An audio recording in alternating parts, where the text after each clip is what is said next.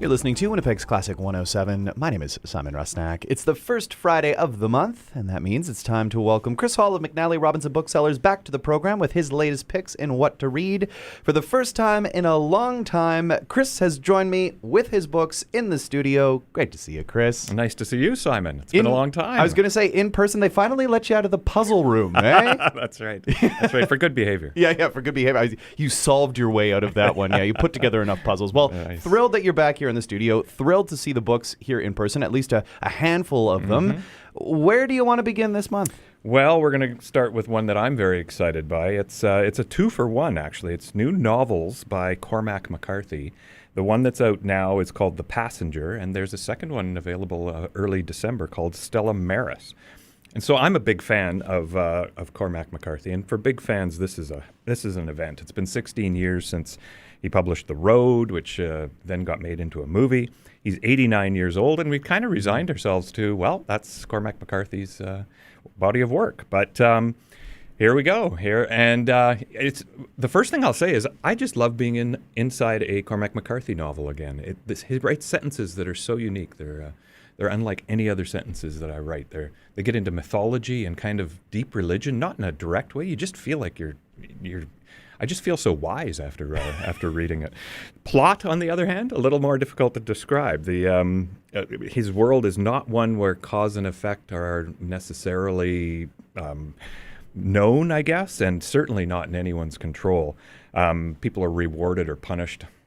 Yeah, it just happens. And Passenger is narrated by Bobby Western, who is in love with Alicia, and now Alicia's dead, and also the narrator of Stella Maris, set 10 years earlier when Bobby is in a coma. So if that's not confusing enough.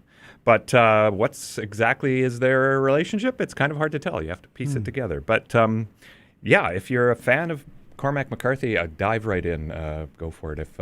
If you're new to him, I would suggest maybe the Border trilogy to start with. It's got a little bit more of the plot to it, and you get into those sentences, and if you become a fan of those sentences, boy, then yeah, go into these new ones, or Blood Meridian, which vies for one of my favorite books of all time, frankly. It's always a big deal when a Pulitzer Prize winner has something new, especially when it's been this long, as you say, 16 years, and a 2-for-1 sort of deal, if you will. A very, very exciting time. The next author is a familiar name, I think, to many Canadians, a former leader of BC's First Nations, a member of Parliament, a Minister of Justice, and Attorney General. Tell us a little bit about this new book by Jody Wilson-Raybould. Yes, exactly. True Reconciliation, it's called. Now, she, as you described, former Liberal MP, she resigned and disappointed with Justin Trudeau's leadership. She wrote a book about that experience called Indian in the Cabinet. This one is quite different, this new book. And I have to admit, I haven't read it yet. They have, the publishers, that is, have kept it under wraps.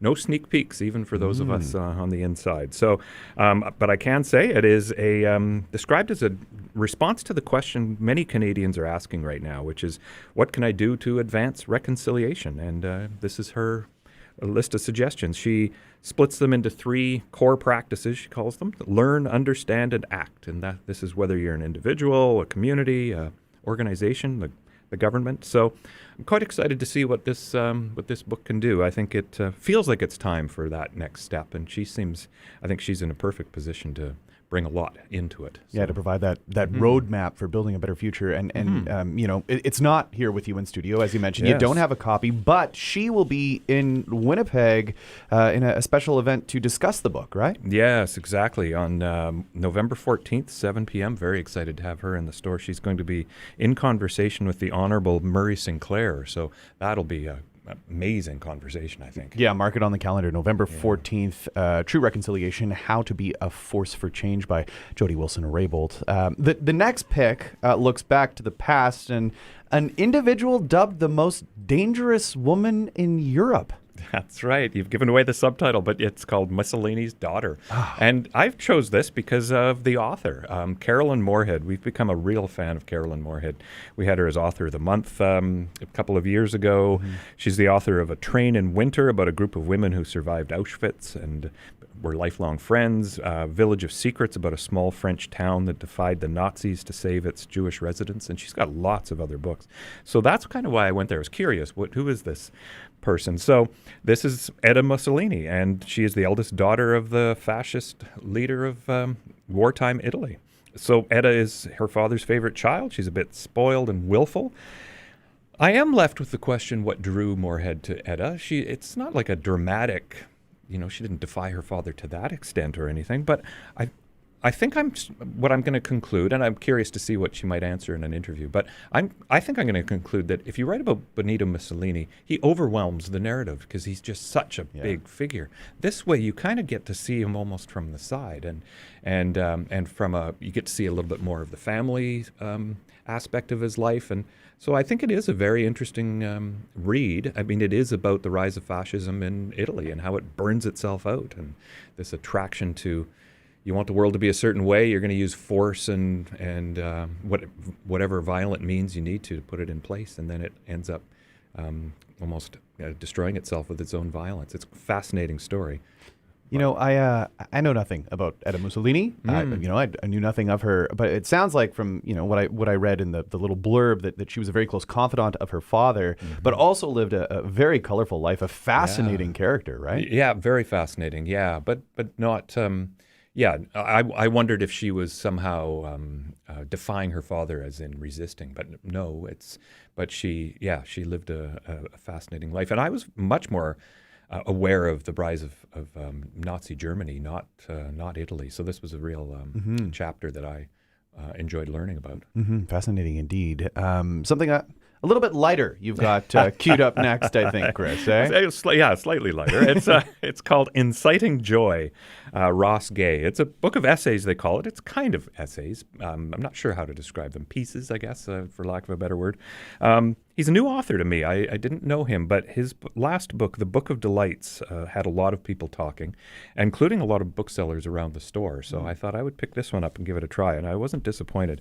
The opening piece, he talks about joy not being a simple thing that we experience separate from bad times or other times, but rather little glimpses of joy in the middle of everything else that's going on.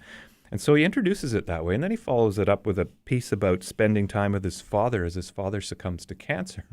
And it was such a devastating story. It knocked me on the floor, which I was not expecting.